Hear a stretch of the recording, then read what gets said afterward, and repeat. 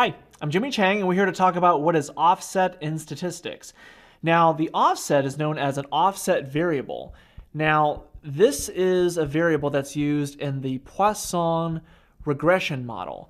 Now, if you've never worked with the Poisson regression model, this concept may not mean a whole lot to you, so the offset variable is really primarily working inside the Poisson regression model. Now, in the particular model, they work with what's called counts and rates.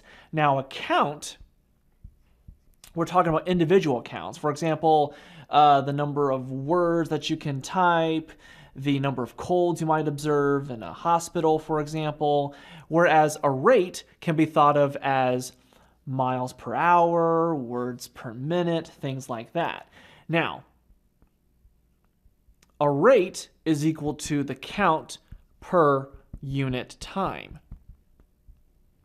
Now, without going into too much detail right here, in Poisson models, they work a lot with various equations and they use algebra, and they work with what's called exposure variables. And there's a particular term that's often used, the natural log of the exposure.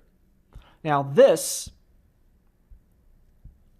is known as an offset variable. Now, what happens in Poisson models is you're taking the dependent variable and you're converting it from a rate to a count. But what an offset variable does is an offset variable can be used to take your count and convert it back to a rate. Now, what's interesting about the offset variable is that the coefficient is required to be 1, so as it works with a lot of flexibility.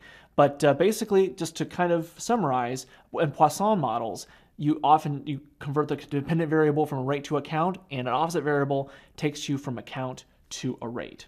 So I'm Jimmy Chang, and that's a brief summary as to what is an offset variable in statistics.